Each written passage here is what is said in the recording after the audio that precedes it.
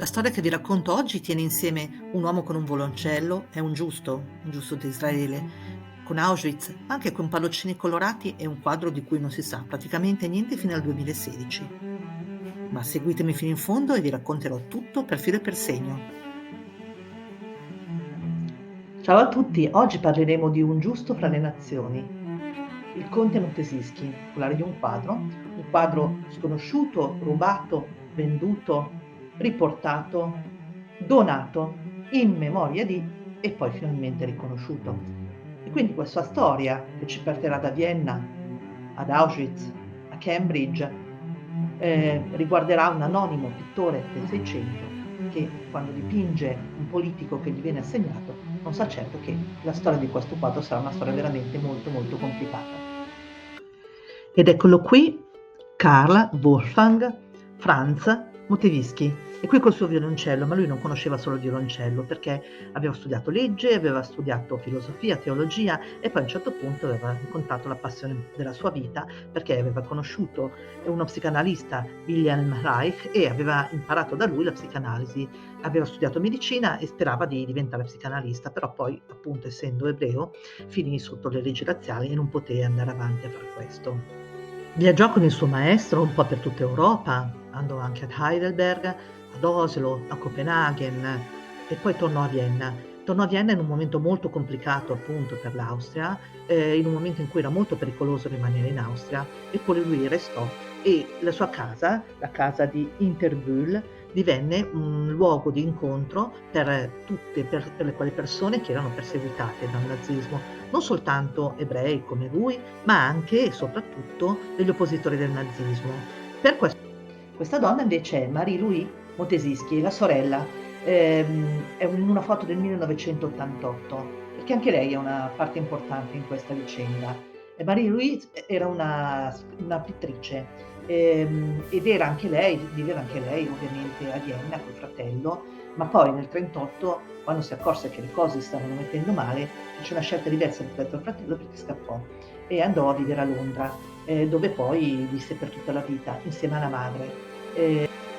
Nel luglio del 1942 venne il suo arresto, stava aiutando degli amici che erano profughi, venivano da Cracovia e volevano nascondersi in Svizzera clandestinamente.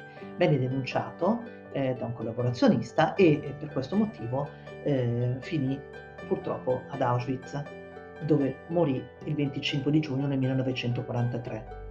La sua casa divenne, e è anche ora, un luogo per delle associazioni di volontariato per l'aiuto di bambini in difficoltà.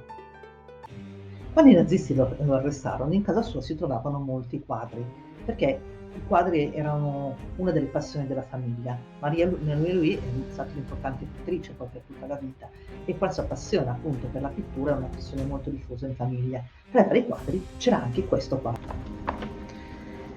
Questo quadro si trovava nella sua collezione. È stato chiamato il Cavaliere e il Diavolo. Come vedete rappresenta un cavaliere, ma veramente un cavaliere orribile, con un viso deforme, un corpo muscoloso, vestito veramente malissimo, indossa praticamente solo biancheria intima, con questi lunghi mutandoni che arrivano fino a terra da una parte, in una gamba e nell'altra gamba sono completamente stracciati, e poi questo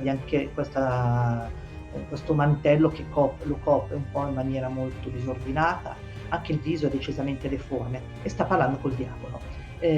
Questo personaggio di fattura seicentesca rimane comunque sconosciuto, cinquecentesco, seicentesca, rimane sconosciuto per tantissimo tempo, viene chiamato appunto questo quadro il Cavaliere e il Diavolo.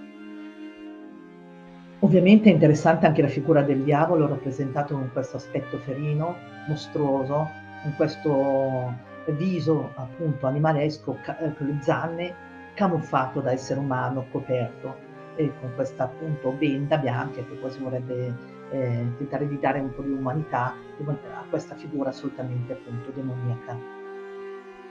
Trafugato il quadro, viene messo all'asta e viene esposto per alcuni anni alla galleria a Monaco. Ma finita la guerra, nel 1950, il quadro viene restituito alla sorella ovviamente, perché ormai il povero Carlo è morto ad Auschwitz. La sorella decide allora di donarlo a Cambridge, Ecco che può essere visto questo quadro nella Fitzwilliam Gallery a Cambridge. Dobbiamo aspettare il 2016 per sapere chi si è raffigurato, chi sia questo cavaliere, perché nel 2016 a qualcuno viene l'idea di avvicinare questo quadro a quest'altro. Beh, qui non c'è nessun problema di riconoscimento, lo riconosciamo tutti il nostro San Cristoforo, anche se in una posa molto ricercata, lui sta andando dall'altra parte del fiume, porta il bambino sulle spalle che quasi sta scivolando, è molto muscoloso, ha gli stessi vestiti, indossa gli stessi vestiti, anche se ormai non è più la stessa età, non è più un ragazzo, è un uomo con questa barba lunga, sta andando dall'altra parte e l'eremita lo aspetta. Questo è sicuramente San Cristoforo, ma mettendoli vicini si riconosce lo stesso tratto, gli stessi vestiti e quindi si capisce che questi due quadri appartengono allo stesso progetto, a un famoso politico che è stato elaborato da questo autore che è stato definito il maestro di San Cristoforo con il diavolo, un autore d'area germanica che ha dipinto questo quadro più o meno intorno al 1515. E quindi in queste due immagini sono raffigurati due momenti della vita di San Cristoforo.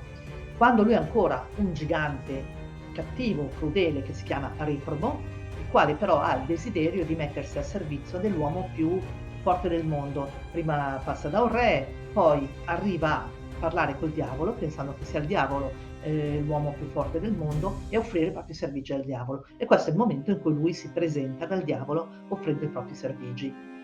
Ma quando si accorge che il diavolo ha paura di Gesù, capisce che Gesù è il più grande Signore e si mette alla sua ricerca. Lo cerca, non lo trova, allora decide di andare da un eremita che gli spieghi la strada. L'eremita gli dice che gli dà questo compito di portare le anime da una parte all'altra, le persone da una parte all'altra del fiume, lui lì si ferma e qui avviene il famoso incontro con Gesù bambino che lui porta sulle spalle e poi riconosce come Gesù. Infatti, se guardate, si vede anche la parte successiva della storia perché in alto, sopra l'eremita, si vede il momento in cui Cristoforo si mette in ginocchio, riconosce il bambino, riconosce Gesù come bambino guardando la palma che è il bastone, il suo bastone fiorito.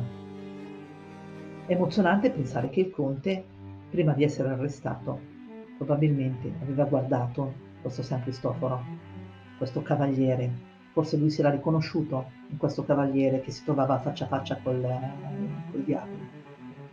A me piace pensare anche che lui si sia riconosciuto anche quando ha portato il bambino dall'altra parte, è passato dall'altra parte ed è morto come giusto, dall'uomo che ha tentato di salvare e ha salvato tante persone e per questo ha pagato anche con la vita.